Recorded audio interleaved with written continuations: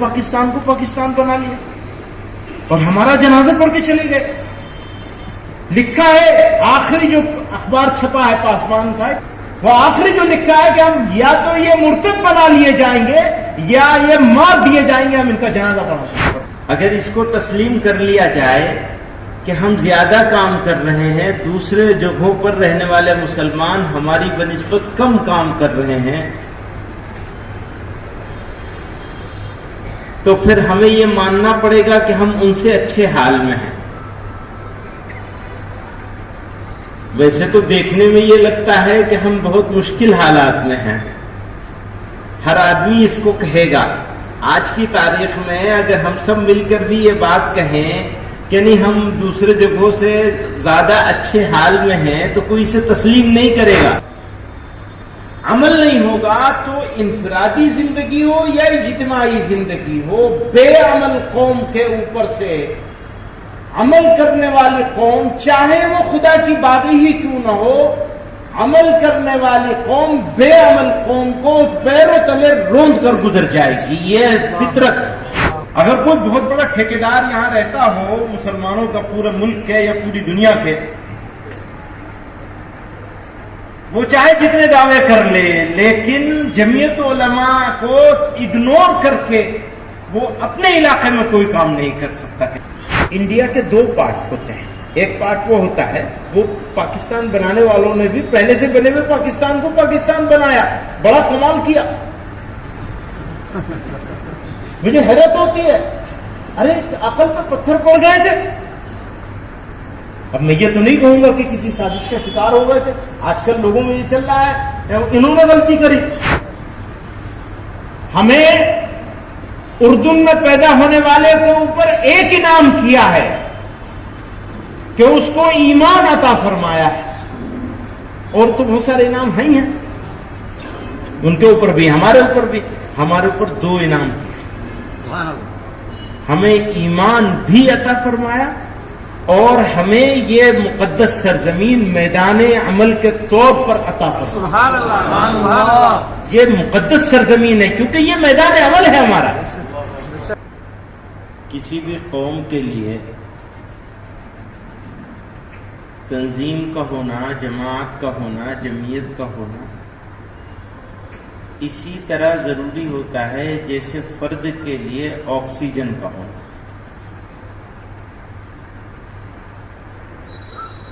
اور اگر وہ قوم کسی ایسے زمین کے کسی ایسے خطے میں ہو جہاں اس کے سامنے بے شمار چیلنجز ہوں، تو وہاں جمعیت کی، تنظیم کی ضرورت اور زیادہ بڑھ جاتی. حالانکہ اگر قوم کسی ایسے خطے میں ہو جہاں سب اس کے جیسے لوگ ہی رہتے ہوں، تب بھی ضرورت رہتی ہے.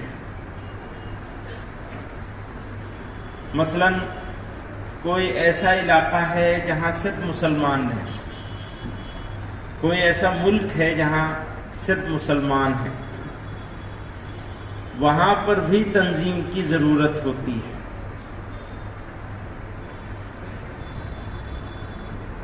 اسی لیے آپ یہ دیکھیں گے دنیا کے بہت سارے ملک ایسے ہیں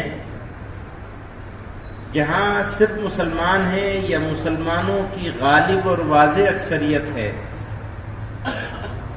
اس کے باوجود ان ملکوں میں اور ان علاقوں میں اتنے سارے مذہبی، ملی، دینی کام نہیں ہو رہے ہیں جتنے ہمارے ملک میں ہو رہے ہیں.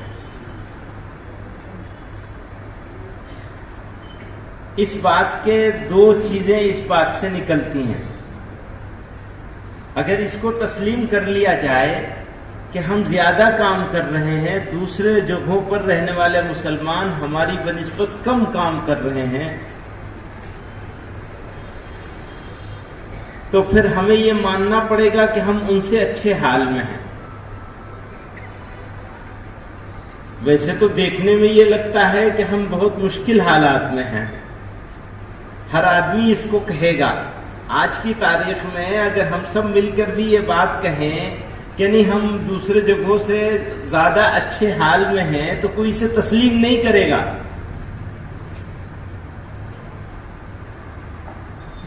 اچھا مشکل کس کے اوپر آتی ہے؟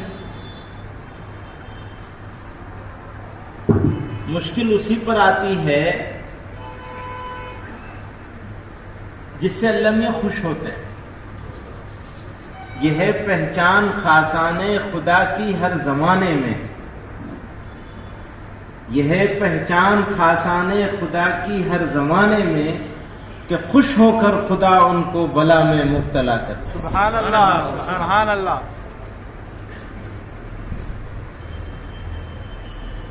ہے مشکل، لیکن ہرگز ہرگز ایسی کوئی مشکل نہیں ہے جو ہم کو مایوس اور ناکام کر دے، نامراد بنا دے. کوئی مشکل نہیں ہے. اگر مشکل ہے تو وہ مشکل ہے جو ہمارے اندر کی مشکل ہے.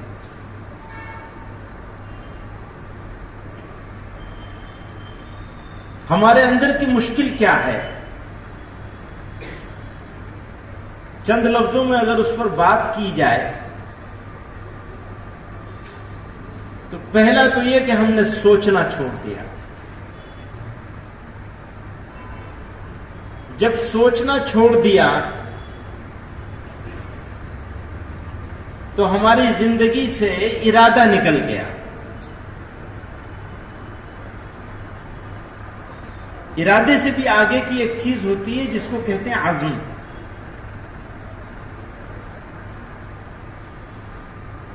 یہ دونوں چیزیں، دونوں جملے ارادہ اور عزم جو ہے وہ نیت کا ہے. نیت سے وابستہ ہے. تو تمام اعمال کا مدار تو نیت پر ہے. نیت کیا ہے؟ نیت کرنے کی نوبت ہی تب آئے گی جب سوچیں گے. سوچیں گے ہی نہیں تو نیت کرنے کی کیا ضرورت ہے؟ سوچنا، نیت کرنا، عزم کرنا، یہ سب سیکوینس میں ہے، ترتیب سے ہے. قوم نے بحیثیت قوم کے اجتماعی طور پر سوچنا بند کر دیا ہے، اور ہماری سوچ کی رہنمائی اگر کر رہا ہے کوئی تو وہ واٹس ایپ سے ہو رہی ہے. اس واٹس ایپ پہ آنے والی خبریں، جملے، مضامین، ویڈیوز ہماری ڈائریکشن طے کرتی ہیں.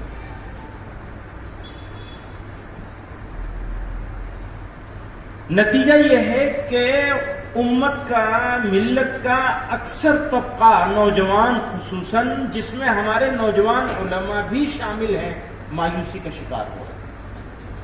بے راہ روی اور مایوسی. میں واپس جاتا ہوں.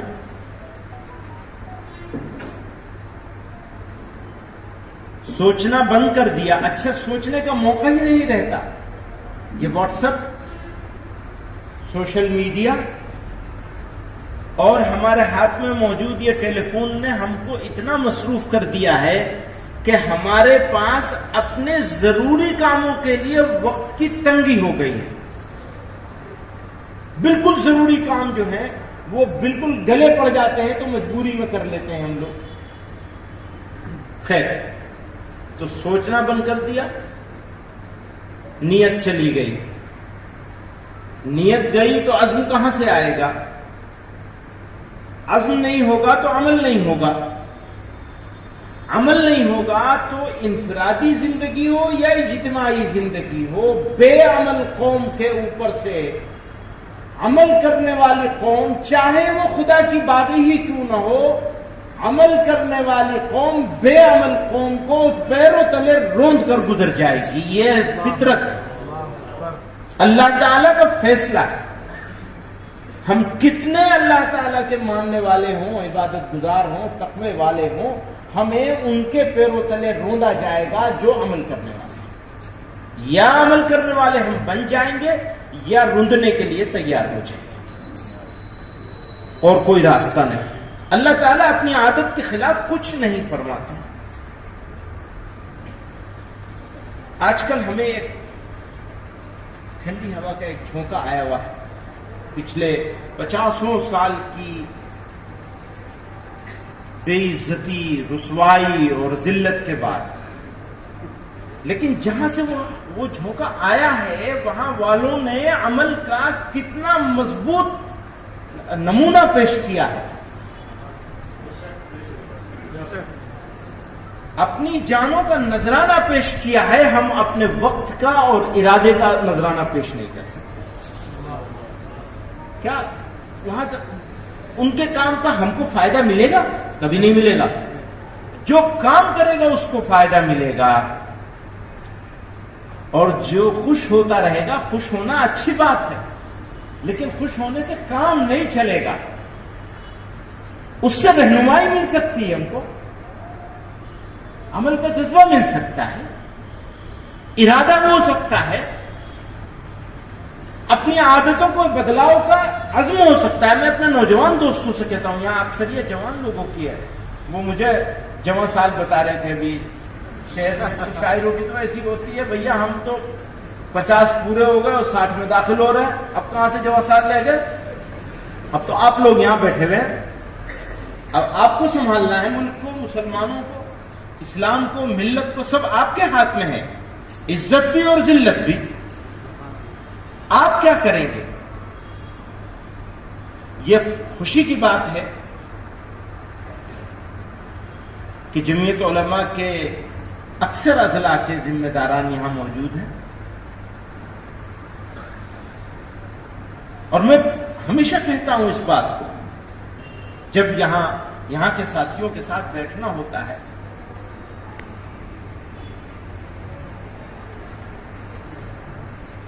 تو ہم سے آپ جتنا چاہے تقریر کروا لیجیے۔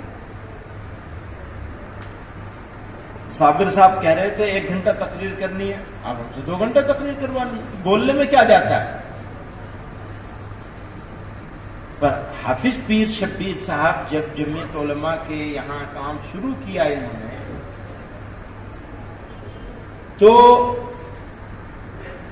وہ تخت نشین صاحب کی ایک بیگ میں ہوتی تھی پوری جمعیت علماء۔ آج تو کوئی ایسا کہہ نہیں سکتا نا۔ اگر کوئی بہت بڑا ٹھیکیدار یہاں رہتا ہو مسلمانوں کا، پورے ملک کے یا پوری دنیا کے، وہ چاہے جتنے دعوے کر لے، لیکن جمعیت علماء کو اگنور کر کے وہ اپنے علاقے میں کوئی کام نہیں کر سکتا۔ انڈیا کے 2 پارٹ ہوتے ہیں، ایک پارٹ وہ ہوتا ہے، وہ پاکستان بنانے والوں نے بھی پہلے سے بنے ہوئے پاکستان کو پاکستان بنایا، بڑا کمال کیا۔ مجھے حیرت ہوتی ہے، ارے عقل پہ پتھر پڑ گئے تھے۔ اب میں یہ تو نہیں کہوں گا کہ کسی سازش کا شکار ہو گئے تھے، آج کل لوگوں میں یہ چل رہا ہے انہوں نے غلطی کری، حسین احمد مدنی نے غلطی کری، ابوالکلام آزاد نے غلطی کری، حفظ الرحمان مجاہد ملت نے غلطی کری، مولانا زکریا رحمۃ اللہ علیہ نے غلطی کری، مولانا رائے پوری حضرت رائے پوری رحمۃ اللہ علیہ نے، بھائی یہی تو 5 7 10 15 بڑے لوگ تھے جنہوں نے غلطی کری تھی کہ وہ انڈیا میں رہ گئے تھے، بنے ہوئے پاکستان کو پاکستان بنا لیا اور ہمارا جنازہ پڑھ کے چلے گئے۔ لکھا ہے آخری جو اخبار چھپا ہے پاسبان کا، وہ آخری جو لکھا ہے کہ ہم یا تو یہ مرتد بنا لیے جائیں گے یا یہ مار دیے جائیں گے، ہم ان کا جنازہ پڑھا سکتے۔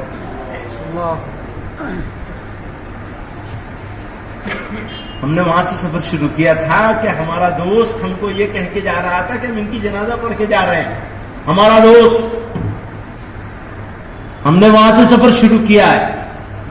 حضرت جی ذرا اس پہلو پہ نظر رہے گی اپنی، بھولیے گا نہیں اسے۔ اور آج ہم کہاں ہیں؟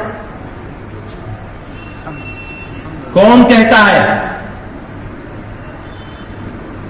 کون کہتا ہے؟ اور سنو، بتاشا نہیں ہے ہم کہ پانی گرے گا اور بیٹھ جائیں گے، انشاءاللہ۔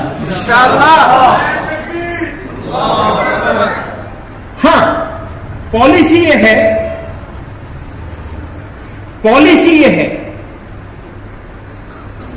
ہماری پالیسی یہ ہے، ہماری جماعت کی پالیسی ہے، ہمارے بزرگوں کی پالیسی ہے کہ ہم اینٹ کا جواب پتھر سے نہیں دیں گے، ہرگز نہیں دیں گے۔ کیوں نہیں دیں گے؟ سمجھیے، اس پورے خطے میں، جس خطے میں ہم رہتے ہیں، اکثریت آج بھی سارے حالات خراب ہونے کے باوجود اکثریت آج بھی